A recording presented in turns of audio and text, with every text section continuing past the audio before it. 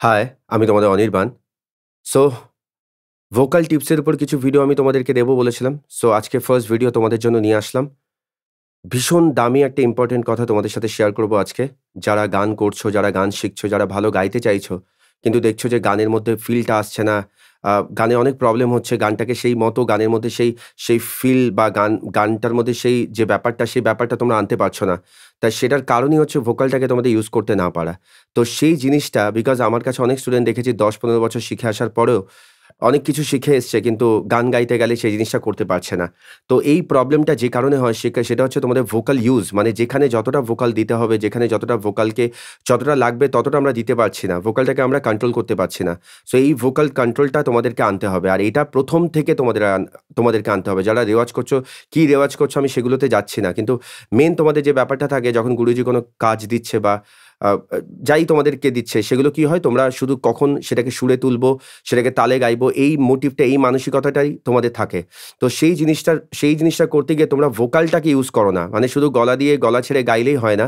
সেই জিনিসটাকে তোমাদের ১ম থেকে রেওয়াজের কন্ট্রোলটা যদি করতে জানো বা করতে শেখো তাহলে এই ১০-১৫ বছর গান শিখে আসার পর যখন গানে ফিল আসছে না এই জিনিসটা তোমাদের হবে না। সো এইজন্য ১ম যে টপিক যে ভুলটা তোমাদের সবথেকে বড় ভুল যেটা রেওয়াজ করার সেটা এক্ষুনি বন্ধ করো। সেটা হচ্ছে ভোকালের যে ভলিউম, ভয়েসের যে ভলিউমের লেভেলটাকে কন্ট্রোল করো। এবার তোমরা আমাকে বলবে, "অনির্বাণ দা লেভেলটা কি?" তো লেভেলটা আমি ২ টো ভিডিওতে পার্ট 2, পার্ট 1, পার্ট 2 আমি তোমাদেরকে পার্ট 2 তে ভালো করে বলে দেব। তবুও পার্ট 1 এ আমি তোমাদেরকে বলে দিচ্ছি। ভয়েসের লেভেলটা হচ্ছে তোমরা যখন রেওয়াজ করছো এই ভুল লেভেলের জন্য অনেকে আছে যারা অনেকক্ষণ ধরে রেওয়াজ করার পর বিকালে গলা ধরে যাচ্ছে, গান গাইতে পারছে না। এটা কিন্তু শুধুমাত্র এই কারণে হয় যে গলার উপর প্রচুর স্ট্রেস পড়ে যাচ্ছে। কারণ গলাকে তোমরা ইউজ করতে জানো না। তো সেই কারণে আমি নরমাল একটা ছোট্ট এক্সাম্পল দিয়ে দিচ্ছি। এটার এলাবোরেটলি এটা ভালোভাবে আমি নেক্সট ভিডিওতে তোমাদেরকে বলে দেব। নরমাল ধরো আমি একটা সা বলছি। সা, সা রে গা মা পা ধা নি সা, সা নি ধা পা মা গা রে সা। এইভাবে বেশিরভাগ মানুষ রেওয়াজ করে। কিন্তু এইভাবে রেওয়াজ করাটা সবথেকে বড় ভুল। তোমরা যে লেভেলে শুরু করছো ভয়েসের লেভেলটাকে মেইনটেইন করো। যদি সা, সা রে গা মা পা ধা নি সা, সা নি ধা পা মা গা রে সা, সা রে গা মা পা ধা নি সা, সা নি ধা পা মা গা রে সা।